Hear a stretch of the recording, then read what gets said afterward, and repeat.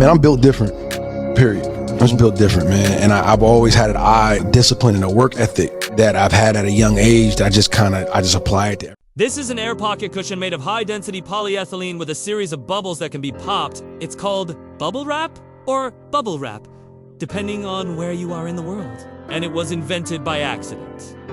Here's how.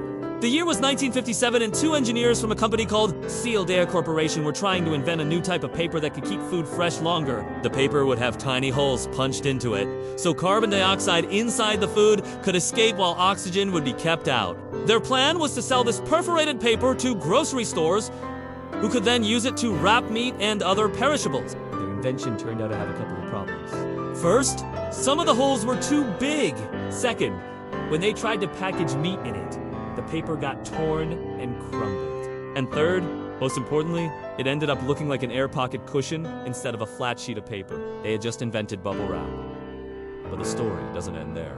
You see, even though it was invented by accident, the engineers knew they were onto something special. They had just created a lightweight, cheap and effective way to protect fragile items during shipping. So they went about trying to find a market for it. They started out by approaching manufacturers of delicate glass products such as vases, bottles, and mirrors. But the companies weren't interested.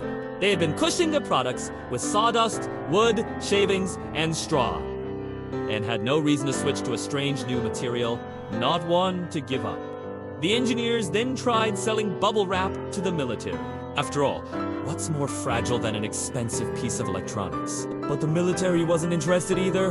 They were already using plenty of different materials to protect their equipment, such as cardboard boxers and foam peanuts. And so it seemed like the product was destined to go nowhere. That is, until the engineers came up with the idea of selling bubble wrap directly to consumers. The very next day, they placed an ad in a popular magazine and included a coupon that customers could clip and send in for a free sample. To their surprise, thousands of people responded to the advertisement and wanted to buy bubble wrap for their own projects. A lot of people were just fascinated by the product itself and enjoyed popping the bubbles, but others had practical applications in mind. For example, a woman from California bought some to pack her grandmother's antique clock for shipping. Meanwhile, a man in Illinois bought some to ship his prize-winning pumpkin to a national competition. Sealed Air Corporation quickly realized that they had stumbled upon something extraordinary. Their accidental invention was becoming a massive hit without any real advertising or promotion. All they had done was put out a few feelers, and customers were clamoring to get their hands on the product. In fact, demand was so great that the company couldn't keep up with it. They decided to ramp up production and introduce bubble wrap to the rest of the country. During the late 1950s, televisions were all the rage. Families would gather around the set every evening to watch their favorite shows, which meant that more and more fragile electronics were being shipped across the United States. Bubble wrap became the perfect solution for protecting these valuable items. It was lightweight enough that it didn't add much extra cost to ship, and it was also cheap enough that customers didn't have to think twice about using it. Before long, people all over the country were buying bubble wrap by the roll, the pound, or even the truckload. And it wasn't just for electronics. Hobbyists, collectors, and antique dealers were using bubble wrap to ship everything from jewelry to records to comic books. The possibilities were endless, but that still left a big question unanswered. How exactly did the engineers manage to invent bubble wrap in the first place? As we mentioned earlier, the guys from Sealed Air Corporation were trying to create a new type of wrapping paper.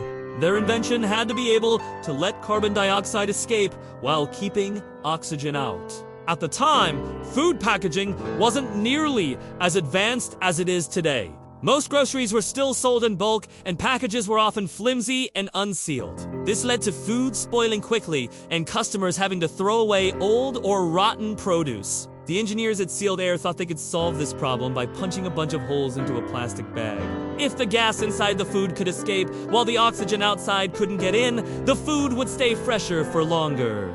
The only issue was that the process of punching holes into plastic bags was easier said than done. You see, plastic is a very tough material. Yes, not like paper, where you can just push a hole through it with a punch or needle. Plastic requires a much stronger tool to make an imprint. At first, the engineers tried using sharp metal punches, but these would just tear through the plastic.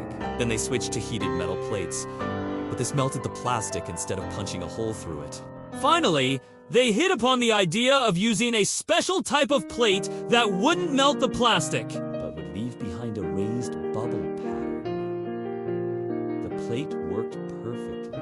As the machine rolled it across the plastic, it punched a series of small holes and formed a thin wall around each one. This created a unique material that looked kind of like a honeycomb. When the engineers first saw it, they thought they had failed. Their goal was to create a flat sheet of paper, but instead, they had made a bumpy, uneven surface. But once they started experimenting with it, they realized that this unintentional mistake might just be their ticket to success. The engineers at Sealed Air discovered that their accidental invention was not only strong and lightweight, but also cheap to produce. What's more, it came in a variety of colors and could be made in different thicknesses. These qualities made it ideal for protecting fragile items during shipping. So, in the early 1960s, the company began marketing bubble wrap as a cushioning material.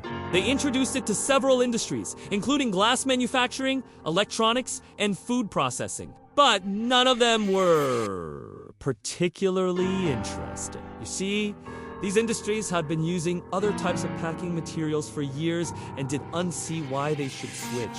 Bubble wrap was strong, lightweight, and cheap, but it wasn't exactly the executives at these large corporations did not think much of it and threw their samples into a drawer where they sat for months or even years. It was not until a few years later that Sealed Air came up with the brilliant idea of targeting individual customers. When they took out those ads in Reader's Digest and other magazines, thousands of people wrote back and asked for free samples. At first, Sealed Air was taken aback by the response. They hadn't expected anyone to be interested in their mysterious new material, let alone thousands of people.